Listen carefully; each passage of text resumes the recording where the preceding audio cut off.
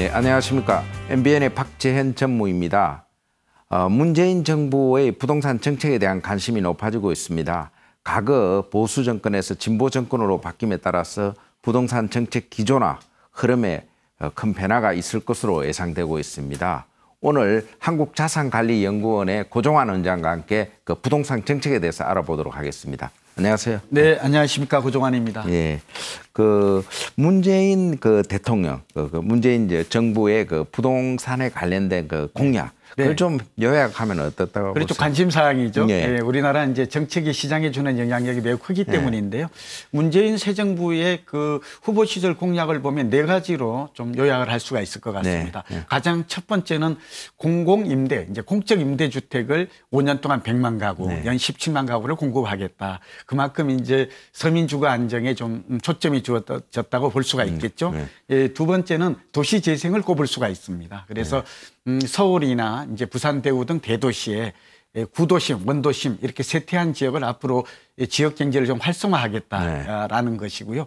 세 번째는 규제 정책인데 전월세 상한제하고 계약갱신 청구권을 도입하겠다는 게 좀 규제 정책으로 좀 눈에 띕니다. 아무래도 그동안 이제 전세 가격이 계속 고공행진했고 전세 난민 미친 전세 이런 얘기가 나오니까 이 새로운 규제가 들어오게 됩니다. 이 부분은 시장에 상당한 영향을 파급 효과를 줄 것으로 보이고요. 그리고 이제 마지막으로는 가계부채의 그 안정 관리 대책으로 나온 것인데 LTV와 DTI 그러니까 주택담보대출 인정 비율하고 총부채 상환 비율을 좀 강화하겠다 상한선을. 그러니까 이제 은행권으로부터 돈을 빌려서 집을 사기가 그만큼 어려워졌다. 이게 전체적으로 본다면 규제 정책이 새로 도입이 된다는 점에서는 시장의 긍정적 영향보다는 좀 부정적인 영향이 많지 않을까 그런 생각이 듭니다. 그 눈에 띄는 그 부동산 정책 중에서 이제 도심 재생 정책, 특히 이번에 그 청와대 조직 개편하면서도 그 주택 도시 비서관이라는 게 또 신설이 됐는데 그렇죠. 그래서 아무래도 이게 이제 그 재건축이나 재개발 이런 쪽에도 좀 영향을 주지 않을까 싶습니다. 어떻게 보십니까? 상당한 영향을 줄 것 같아요. 가장 눈에 띄는 적극적인 정책이 그러니까 서민 주거복지 향상 외에 적극적인 정책이 이게 도시 재생 정책이잖아요. 지금 김수현 그 사회 수석이 이걸 좀 처음에 제안한 것으로 되어 있죠. 내용은 뭐냐 그러면 서울의 이제 강북의 용산이나 영등포라든지 이렇게 구도심 지역이 있잖아요. 이제 언덕배기에 낡은 주택을 포함해서 이런 곳들을 도시재생지구로 지정을 해서 이 지역들의 마을 가꾸기라고 그래서 주차장이라든지 어린이집이라든지 커뮤니티 이런 시설을 넣는다는 거예요. 그러니까 과거에 낡은 주택을 싹 헐고 철거 방식이 아니라 문화와 역사와 지역 경제와 산업이 활성화되는 것으로 바람직한 정책이죠. 이런 것들이 이제 앞으로 본격 추진될 걸로 보여져요. 연 10조 정도를 투입하겠다니까 굉장히 의욕적인 정책이죠. 그런데 이제 문제가 있어요. 이 도시재생 정책은 일본의 록공개힐이나 미드타운을 보면 10년 이상 장기 사업이에요. 그리고 이게 막대한 예산이 소요가 되죠. 아까 연 10조라는 것이니까 재원 조달이 문제가 될 수 있고요. 또 하나는 관주도로 했을 때는 실패할 가능성이 높아요. 민간의 아이디어와 자금을 어떻게 동원하느냐. 그러니까 성공이 쉽지가 않다. 그러니까 이 공공임대주택을 늘리는 것과 같이 도시재생에는 막대한 예산이 소요되는데 재원 조달이 제대로 이루어질까. 그런데 제대로 된다는 가정하에 본다면 소외 지역이 있죠. 그게 이제 말하자면 강남보다는 강북의 그동안 뉴타운 지역 재개발 지역의 수혜를 1차로 볼 것 같아요. 부산도 동구라든지 이렇게 언덕에 그동안 노후화된 이러한 세태화된 이런 지역들이 혜택을 볼 가능성이 높을 것으로 이렇게 전망이 되고요. 또 하나는 국토균형개발과 도시재생은 좀 맞물려 있어요. 그러면 그런 측면에서 서울과 수도권도 혜택을 보겠지만 지방이 이런 지역들이 지정이 좀 늘어나지 않을까 기대가 됩니다. 그리고 이제 부동산 세제 관련해서 어떤 제도의 변화가 있지 않을까 하는 그런 의견들이 있는데 특히 뭐 알다시피 참여정부 시절에 그 종부세 도입을 하지 않았어요. 그것도 사실 이제 김수현 수석이 그걸 주관을 하고 그랬는데 그래서 좀 세부담이 좀 많이 늘어나는 쪽으로 좀 되겠죠. 그렇죠. 지금 부동산을 가진 사람들의 가장 큰 걱정이 그 바로 지금 전무님께서 질문하신 그 부분인 것 같아요. 왜냐하면 부동산 정책에 가장 큰 영향을 주는 것은 대출 규제죠. 금융정책하고 두 번째는 세금 증세 대책이에요.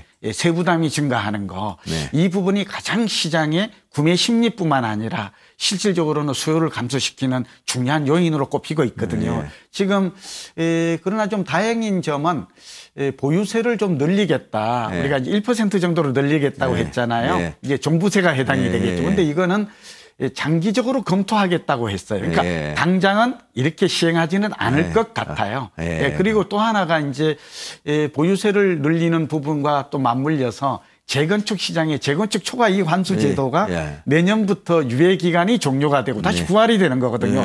이 두 가지가 다 세금하고 이익을 환수하는 장치잖아요.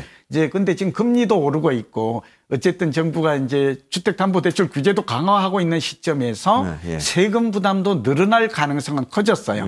아까 지금 서민주거복지라든지 도시재생 이걸 감안하면 쓸 돈은 많고 지금 들어올 돈은 별로 없는 걸 보면 세금이 좀 늘어날 가능성이 많아졌죠. 그래서 좀 정리하면 이 제도가 시행이 되면 가장 타격을 받을 지역은 이제 강남의 재건축 같은 경우에는 당장 어느 정도 지금도 벌써 그런 영향이 나타납니다만 타격이 올 것 같고 다주택자 양도세 중과까지는 안 가더라도 보유세가 오른다면 부동산을 많이 가지고 있는 분들은 앞으로 나름대로 이제 좀 다운사이징 이런 전략도 필요하지 않을까 판단됩니다. 예. 그리고 이제 문재인 정부의 이제 교육 정책인데 공약에 보면 이제 애국어 고등학교니 뭐 자사고 폐지, 국제고. 그래서 사실 뭐 그게 실현이 될지 않을지 모르죠. 어쨌든 그런 어떤 사회 정책이나 교육 정책 이런 것도 부동산에 영향을 많이 주지 않습니까? 네, 그렇죠. 우리나라 부동산 가격에 영향을 주는 네 가지 요인이 있잖아요. 가장 첫 번째가 교통 등 대중교통망을 꼽을 수가 있고요. 두 번째가 교육이에요. 학군과 학원이 얼마나 강남이 대표적이죠. 서울의 강남과 목동과 뭐 이런 지역들이 그 우리가 각광을 받는 이유가 이제 그런 것들인데 이 문재인 정부의 교육 정책 1호가 보면 바로 여기에 있는데요. 자사고나 특목고나 이런 외국어 고등학교를 이제 점진적으로 폐지하겠다는 거예요. 그러니까 당장은 영향이 안 나타날 것 같아요. 점진적이니까. 그다음에 두 번째는 입학 절차. 그러니까 말하자면 여러 가지 수시를 축소를 하고 그 학교의 교과라든지 종합 전형 이런 것들을 좀 늘리겠다는 거거든요. 이 사교육비를 이제 줄이고자 하는 정책으로 보여져요. 공교육을 정상. 이게 결론은 뭔가 부동산 시장에는 어느 정도는 영향을 줄 것 같아요. 그러나 또 단계적으로 하고. 그래서 강남 편중 현상은 좀 해소되지 않을까. 그래서 교육이 주는 부동산의 집값 영향은 다소 좀 줄어들 것으로 그렇게 기대가 됩니다. 다만 이 김영삼 대통령 이후에 모든 정부가 다 교육 정책을 공약으로 내걸었는데 아까 공공임대주택 확대와 함께 이걸 공약을 100% 실현한 정부는 지금까지 한 군데도 없었어요. 그러니까 공약이 빌공약으로 끝났는데 공연별로 끝난 게 많았거든요. 이런 점들은 한번 지켜봐야 될 부분이 아닌가 생각됩니다.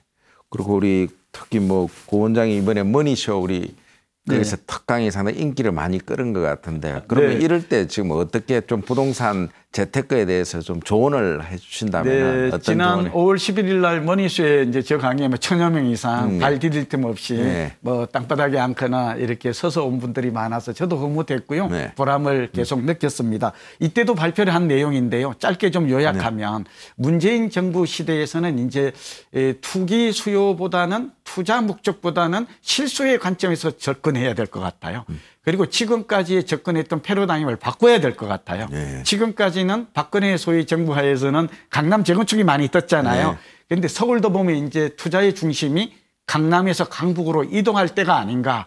여기에 도시재생까지 나왔고 국토의 균형개발 정책까지 나왔고 그다음에 특히 세종시의 행정기능을 강화함으로 해서 제2경부고속도로가 나왔고 그다음에 내륙 고속철도가 철도가 이제 정책이 나온 것이에요. 그리고 보면 거제에서 진주를 거쳐서 이게 이제 김천도 가고 또 이런 정책들을 눈여겨봐야 되는데 이 모든 걸 종합해 보면 저는 이 실소유자 입장에서는 이제 서울은 강북 지역과 수도권에 제2경부고속도로가 들어서는 이런 중심이라든지 대중 이런 쪽에 관심을 갖는 전략이 바람직하다. 그리고 서울의 강북 지역 중에서도 용산이나 영등포나 이 동작이나 성동이나 광진처럼 이제 그동안 이 강남과 또는 강북에 광화문을 중심으로 한 이 주변과 인접한 지역들이 인접성 효과를 누릴 것 같아요.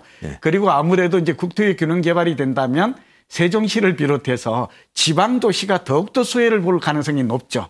그래서 이런 걸 본다면 이제 호남 지역도 여러 가지로 제가 지금 판단컨대는 관심 지역으로 토지 같은 거는 부상할 것 같거든요. 그래서 SOC 투자가 늘어나는 제2경부고속도로라든지 내륙철도가 된다라든지. 강릉 쪽도 이야기를 많이 하대요. 강릉도 그렇죠. ITX, KTX 들어서게 되면 여기에 이제 아무래도 강릉, 속초 이런 지역들이 굉장히 지금 현재 부상을 하고 있죠. 그러니까 이런 지방 도시가 오히려 국토 균형 개발 차원에서는 더 관심 대상으로 부상하지 않을까. 다만 이제 금리도 서서히 오르고 있고 대출 규제도 강화되고 있어서 앞서 말씀드렸습니다만 투기 목적이 과열이 된다면 과거의 참여정부 때처럼 규제 일변도의 정책이 나올 가능성도 굉장히 커졌어요. 세부담도 늘어날 가능성이 커졌어요. 그러니까 무리한 투자, 대출을 받아도 투자하기보다는 철저하게 주거 안정, 내 집 마련, 실소유자 입장에서 접근하는 전략이 바람직하다고 생각됩니다.